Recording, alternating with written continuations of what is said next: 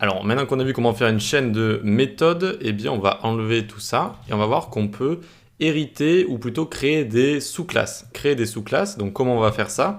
Eh bien on va faire une classe par exemple moto, extends, voiture.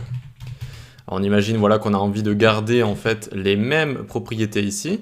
Et donc au lieu de réécrire une classe avec exactement la même chose, on a juste à écrire extend ici, extend, et ça va faire en sorte que lorsqu'on crée une moto ici, eh bien ça va prendre les mêmes propriétés. Regardez, par exemple, si je fais ici const moto1 est égal new moto cette fois, déjà juste comme ça pour voir, sans lui mettre rien, eh bien undefined, undefined, undefined. Pourquoi? Parce que ça attend les propriétés juste ici. D'accord? Donc ici, à nous de jouer. On va mettre, alors je m'y connais autant en moto qu'en voiture, Suzuki.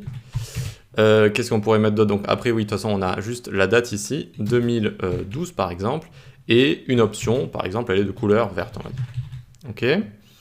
Tac, et on a bien ici moto, marque Suzuki, année 2012, option verte comme ça. D'accord? Donc ça fonctionne comme ça, quand on veut réutiliser une classe directement sans avoir à réécrire tout simplement. Alors, est-ce qu'on peut également utiliser les méthodes? Eh bien oui, regardez, si je fais moto1.date sortie, ça va fonctionner. Mais par contre, ça va marquer date de sortie de cette voiture. Attention, date de sortie de cette voiture, 2012. Ok?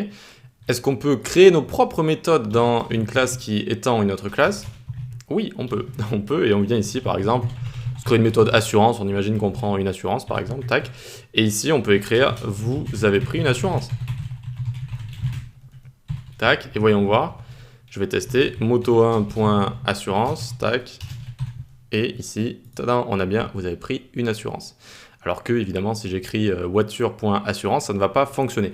Donc voilà comment on peut utiliser ou réutiliser des classes. Au lieu d'en réécrire, on peut les étendre et donc on peut hériter de leurs propriétés ici et des méthodes directement donc pour les nouveaux objets qu'on a envie de créer. Allez, c'est bon, on va vraiment pouvoir passer à Proto et voir un petit peu qu'est-ce que c'est que le prototype et à quoi ça correspond.